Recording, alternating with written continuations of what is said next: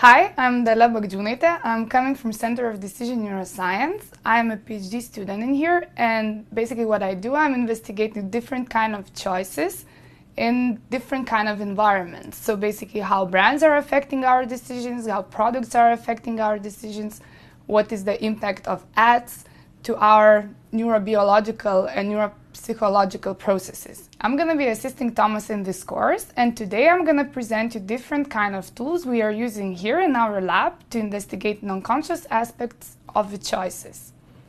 And why is it important to understand the non-conscious aspect of a choice? Think about your own daily life. In the morning, you wake up while turning on your iPhone and checking the Facebook. What is that? It's just non-conscious addiction. When you think about the supermarket choices, you enter the supermarket. Most of the time, you end up with more goods than you think of before. So when we think about applying different kind of tools to investigate non-conscious aspects of a choice, we can do it in two different kind of environments. We can do it in the very controlled lab environment where we are now, in here, and we can do it as well in-store setting, where actually people are facing the more ecologically valid situations where they have different kind of social interactions and much more stimuli around them. Neuromarketing methods can be used both in lab settings and in mobile settings. Basically, that means that we can use stationary setups with stationary computers where people are facing a computer and wearing either EEG or GSR and are being measured for their brain responses or their eye fixations. Alternatively, we can also use mobile EEG and mobile eye tracking to measure how people are responding while they're in, for example, a store environment. So when we think about two different kind of environments, what is the difference of studying the choices is the control of different kind of factors. When we think about the lab, we can actually study the choices which are in a much controlled situations. So for instance, the ad effects. In there we can recreate the real environment where a person is sitting in front of a TV and seeing different kind of ads in the middle of his favorite documentary. Or another example could be the non-conscious aspect of preference, taste preference. For instance, you can give the participant in the lab different kind of wines or chocolate while showing different kind of brands or price information, and not only ask how much they like it, but actually investigate their neural reactions as well as visual reactions.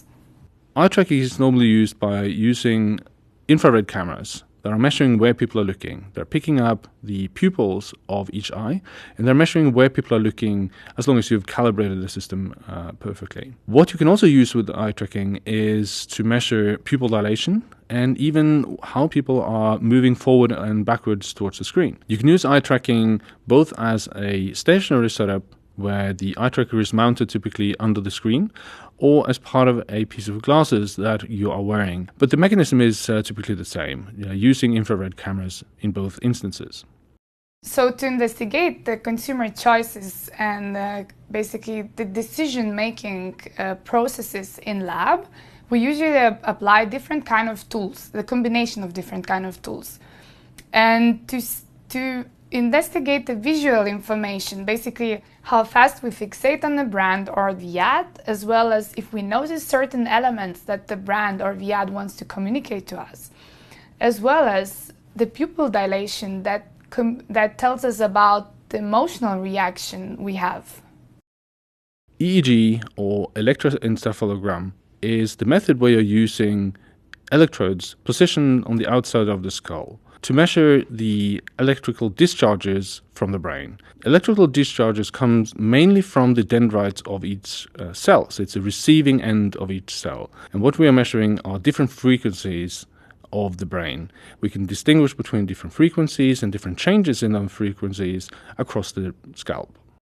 To investigate different kind of neural reactions we have, we use this EEG, which we combine together with the eye tracker. What we can do with that, we can actually measure the brain reaction via these electrodes you see in here.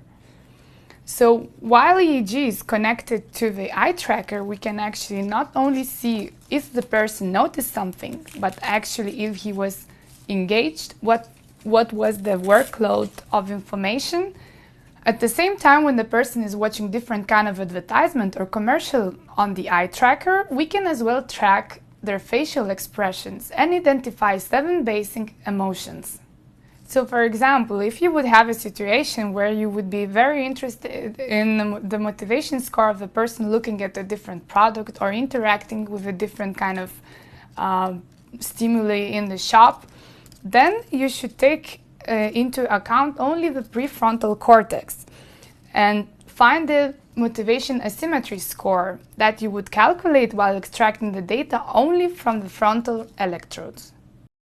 Pupil dilation can be caused by 3 different things. It can be caused by changes in brightness, where we know that increased brightness is related to pupil constriction, and changes in task difficulties, such as doing a difficult task, actually increases pupil dilation. And finally, changes in emotional responses, so increased arousal, for example, is related to increased pupil dilation. Recent technological advances allows us now to use mobile EEG and mobile eye tracking to better understand how people are performing and responding inside, for example, a store environment. We can use mobile eye tracking to measure where people are looking, and we can use mobile EEG to then assess how they are responding both emotionally and cognitively. And by using this, we can better predict and understand what works in a store environment when people are stressed, but also how new products and pricing, for example, is leading to changes in consumer behavior.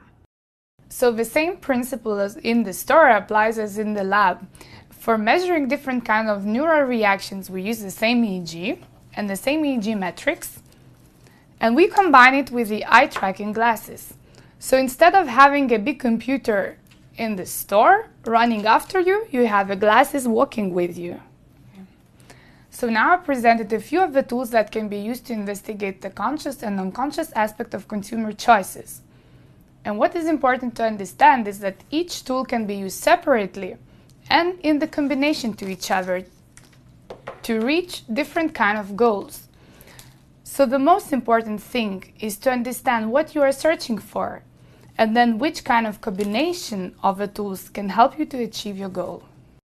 The motivation score is related to what we call approach and avoidance behaviors, and it's based on something like 20 to 25 years of scientific research. Basically, what happens is that the frontal part of your brain, the prefrontal cortex, has an asymmetry to how it's engaged. When we see a stronger activation of the left frontal cortex as opposed to the right frontal cortex, we see that that is highly related to approach behaviors and motivation. In the opposition to that, stronger activation in the right frontal cortex as opposed to the left frontal cortex seems to be related to avoidance behaviors. With the EEG, you can measure a lot of different things. Here we can focus on 3 different aspects. 1, we can measure arousal. So that is very much related to changes in pupil dilation, changes in respiration and pulse. That is an indication of how relevant a person finds something. The second is what we can call the cognitive load. So this is an index of how much information people are processing at any one time. And finally, we can measure things like motivation, which is what we can call an approach versus an avoidance behavior. And that concludes this introduction to how we are using eye tracking and what the signal means in understanding consumer attention, but also how we are using EEG to understand emotional and cognitive responses by measuring their brain responses, and how we are using these tools to better understand consumer behavior both in stationary lab settings, but also in mobile settings such as in store environments.